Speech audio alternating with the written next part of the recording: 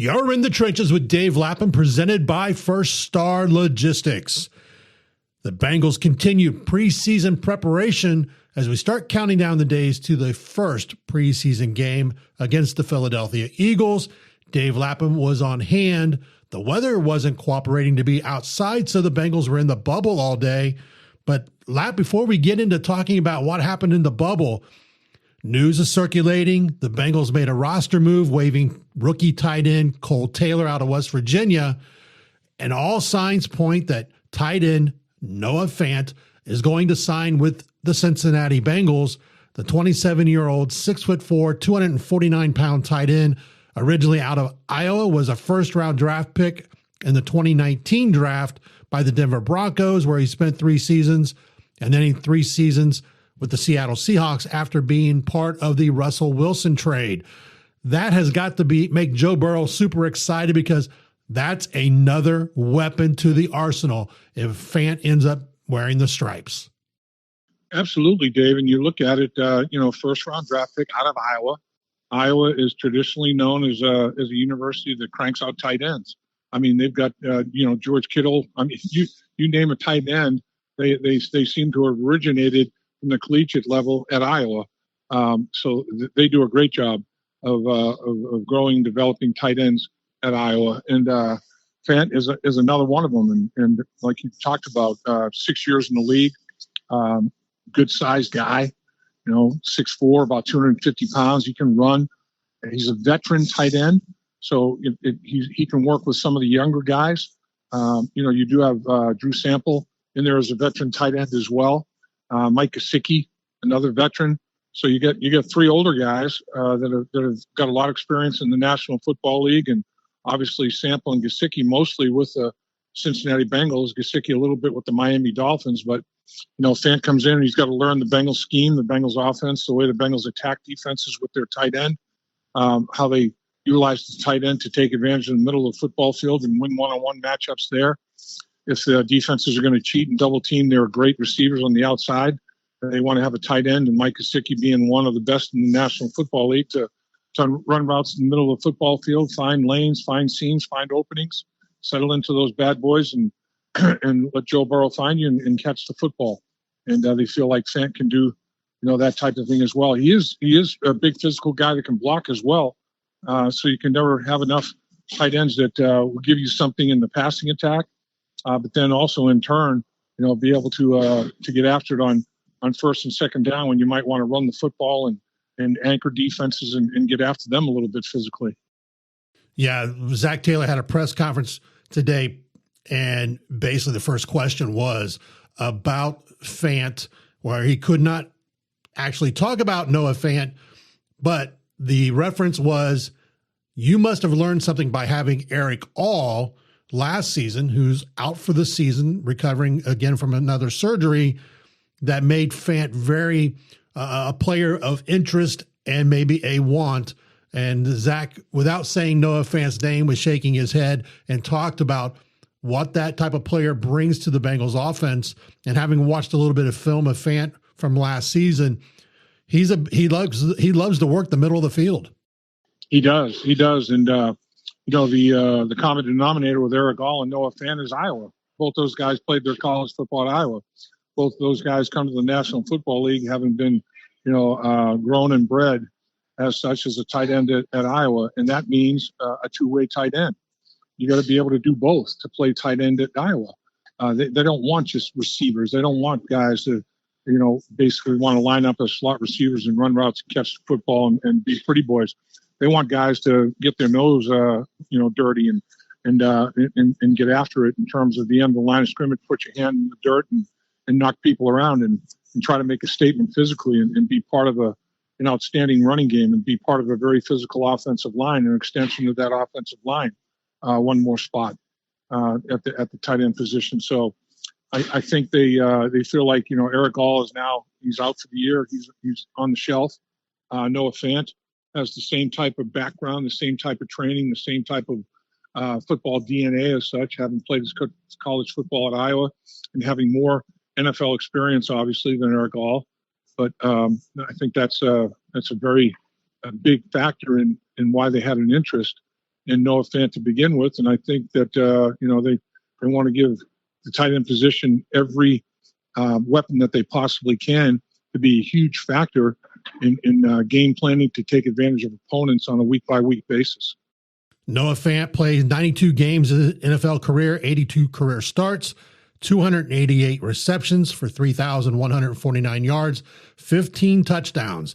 And let's move right from Noah Fant into what happened on the field in the bubble today, because those 15 touchdowns, like we said, Joe Burrow has got to be super excited, adding another weapon. And you feel, and Joe has said it in his own presser he had, that he feels he's throwing the football the best he's ever thrown it since arriving in the NFL. You agreed with that in a recent episode we did on In the Trenches with Dave Lapham. And that has continued as the Bengals continue their preseason training camp. Absolutely, Dave. He keeps stacking great performances. That's the thing. He doesn't have, a practice where, man, he was lights out. And then the next practice, boy, oof, I don't know, boy. He had his moments, but he had other moments that weren't very pretty whatsoever. It's never like that with him. I mean, he just continues to have snap after snap of football excellence. I mean, it's amazing. It's amazing what he's doing. It's amazing when he's in the pocket, when he surveys the football field, how quickly he diagnoses what Al Golden's defenses are trying to do. And Al Golden's trying to do a lot of things back there. He's running a lot of different coverages, a lot of different combination coverages. So he's not making it easy on the quarterback position, but Joe Burrow's making it look like a walk in the park, man.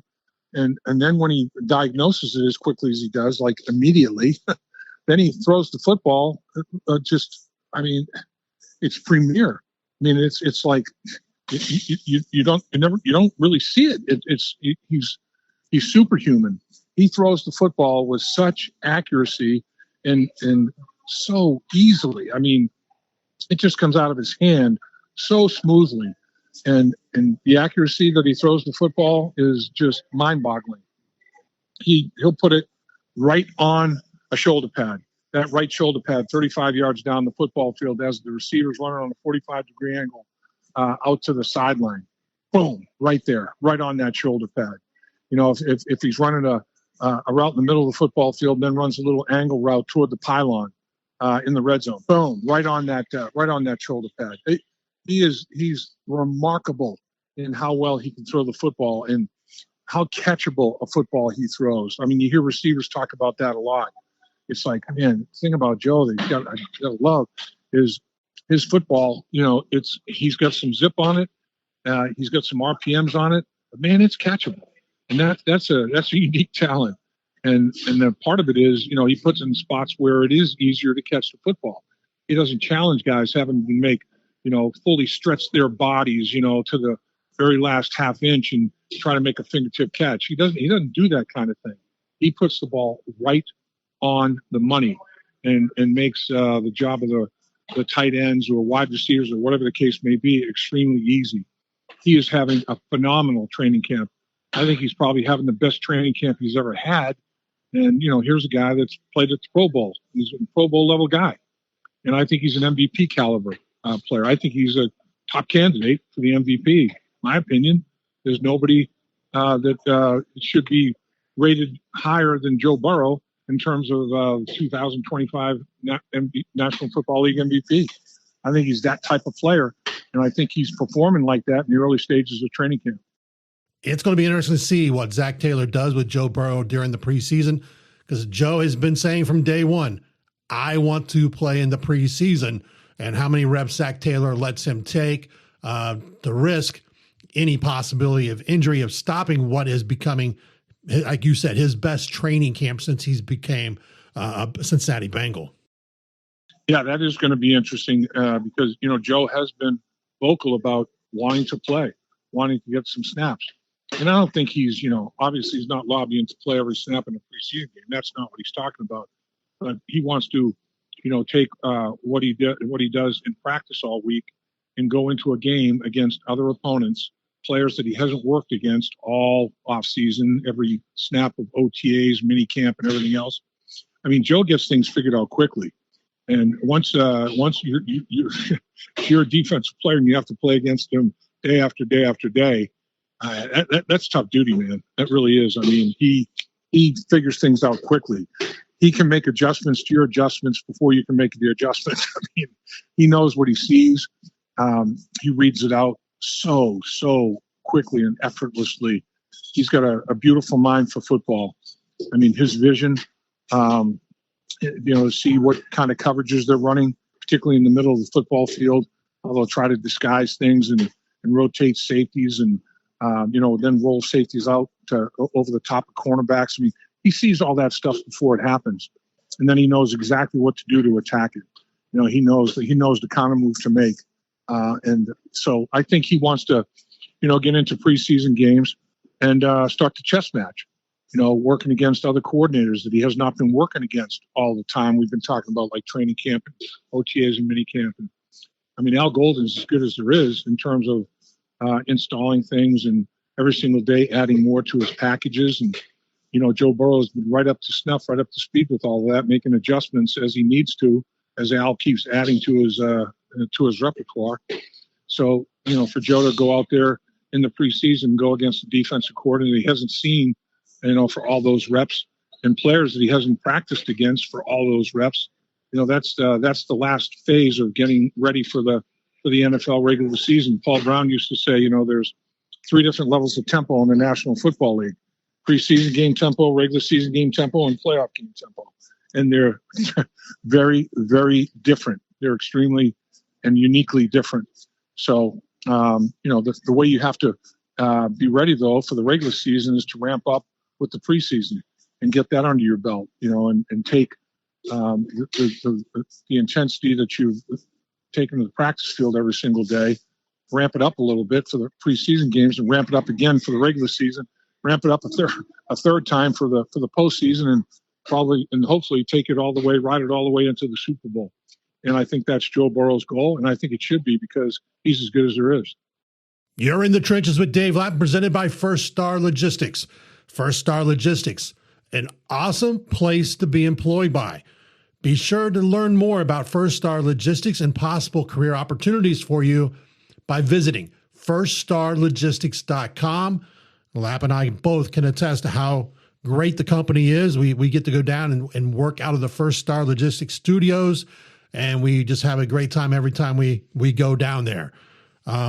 Dave, let's continue talking about what the Bengals are doing, and they did on the bubble today, and move to defense. All the drama. Trey Hendrickson's in camp, still working on finishing it out, kind of like the Jamar Chase a year ago, get that contract organized with the Bengals organization. But you feel that as this camp has continued, the defense is finally figuring out exactly what Al Golden expects out of them. Dave, I couldn't agree with you more. I think you've hit the nail right on the head. I think the defensive improvement is going to be the thing that takes the Cincinnati Bengals to the Super Bowl. And in my mind, there's no football team that is more talented than what the Cincinnati Bengals are going to be putting on the football field. And, I think Al Golden realizes that he's got a defensive unit. He's got and guys on that defensive unit that are thirsting for that type of success. And they know he's the type of defensive leader that can take them there. They know what he was like when he was with the Cincinnati Bengals prior to as a linebacker coach. And they know his fire and desire to be successful in the game of football. They know he understands football at an extremely high level, like a Mensa football IQ level. And Al Golden, with that said, even though he understands football at the highest possible level that you can understand it, he can break it down to the simplest form. I mean, he's a great teacher, and great teachers make it easy. Great teachers take complexity and make it simple. And that's what Al Golden, I think, thrives at doing. I mean, he's somebody that, really respects the profession of teaching. He considers himself to be a teacher of the game of football to his players. His players respect him for that. They know how much time and effort he puts into that. They know how important it is to him for him to be able to teach the game of football on a successful level and have his players go out and perform and earn awards that reflect on how well he taught them the game. And, it's going to be interesting to watch how this defensive football team performs, how they get better on a week-to-week basis in this 2025 season. And like we talked about earlier, how well they handle the AFC North. I mean, this division is tough. It's physical. It's what it's all about. I don't think there's a more physical division, top to bottom.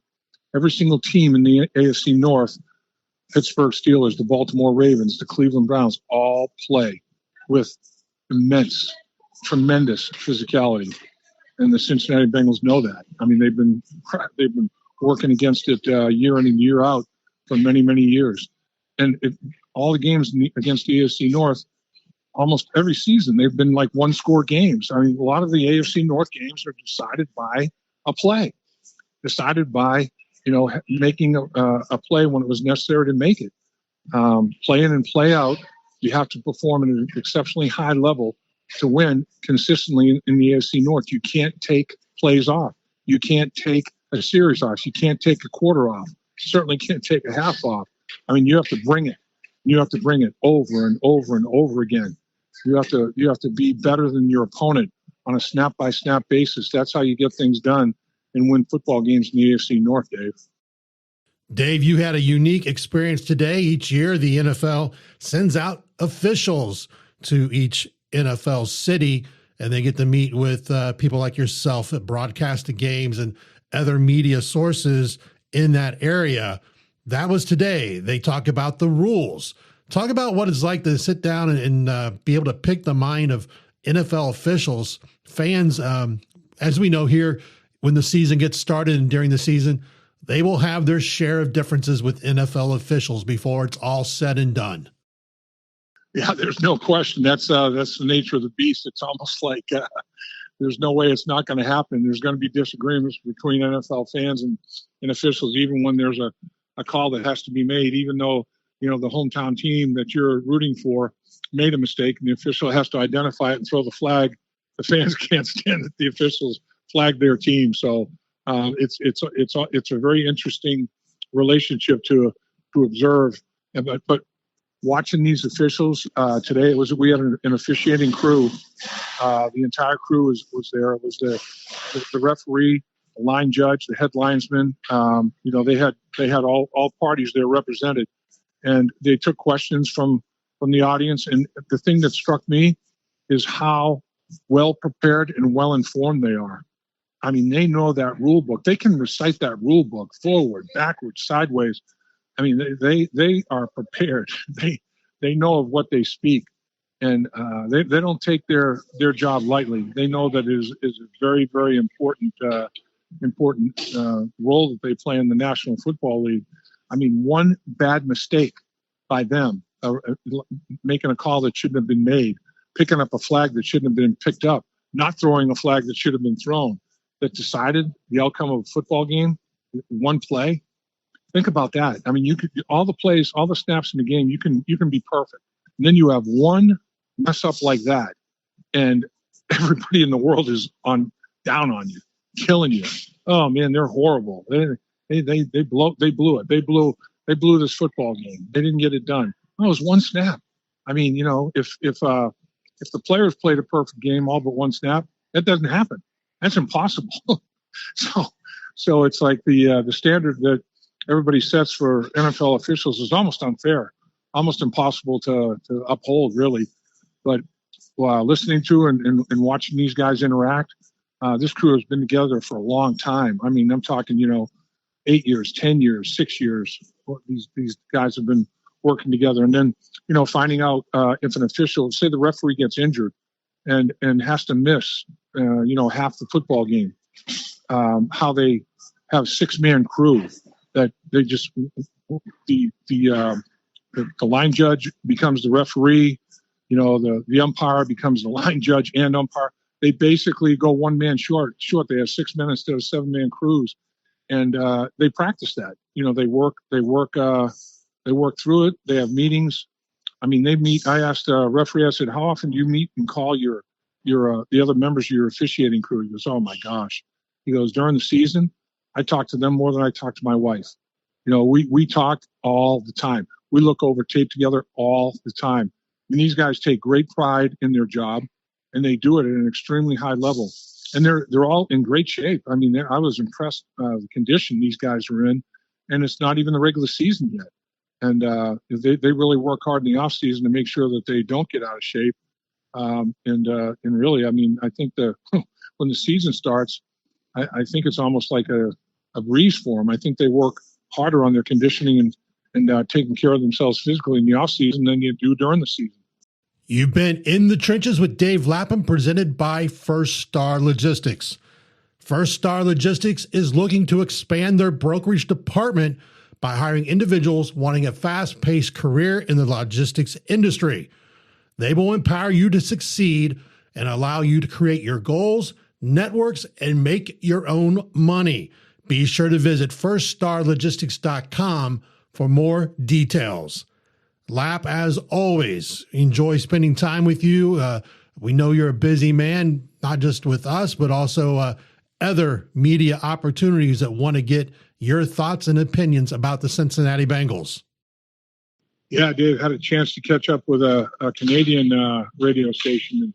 And they were very, very interested in what was going on with the Cincinnati Bengals. So that tells you that the Bengals are highly regarded, because this radio station in Canada, the gentleman I was talking to, the sports talk host, and he knew the Bengals roster cold now. He had it down, and he knew who they were playing. He knew all about the AFC North. So, I mean, the National Football League has done a tremendous job of being ambassadors for the game of football and taking football played at its highest level and making an unbelievable brand that they can take anywhere in the world, really, and be very, very proud of the product they put out on a football field. So it was interesting to hear what they think of the Cincinnati Bengals up in Canada, how excited they are about the Cincinnati Bengals' chances to win a Super Bowl up in Canada. And I think that they have a right to be. I think that Joe Burrow and the Cincinnati Bengals are pretty damn good. I would not be surprised if up in Canada they're watching the Super Bowl just like we will be. We'll be watching it. You'll be broadcasting it if the Bengals are there. So that'd be one way to do year 50. You're right about that. No question. I mean, that would be I can't think of a better, I don't know, a better way to remember the 50th anniversary of football with the Cincinnati Bengals is to broadcast the Super Bowl and have the Bengals come out the winner. They have not been able to do that yet. They've been to the Super Bowl 3 times, came out as losers all 3 times, but every single game was pretty well contested. Particularly 2 of them were. The third one, not so much. But I mean, the other 2, it came down to a play, just like we talked about earlier. You don't want to be the guy who gave up the play that cost his team the Super Bowl, particularly if it's a mental error. I mean, people get beaten physically, and it happens all the time. I mean, these are great players. These are great teams. If you're playing the Super Bowl, you got a great team. You got great individual players. But you don't want to be the guy that cost your team the Super Bowl because you're a dumbass and you lined up wrong, and as a result, the opponent took advantage of it and increased you for the game-winning play, or you made a stupid mistake as the play unfolded and the action was underway, and you went to the wrong spot. You did not understand where you're supposed to be, what you're supposed to do, and how you're supposed to be there. You don't want to be that guy. You don't want to be that guy that made the dumb mental error that cost his team a world championship. Man, that would be something that would be tough to live with the rest of your life. You've been in the trenches. Be sure to like, subscribe, and share In the Trenches with Dave Lapham, presented by First Star Logistics. Until next time, Hoo Day. Hoo Day, Dave.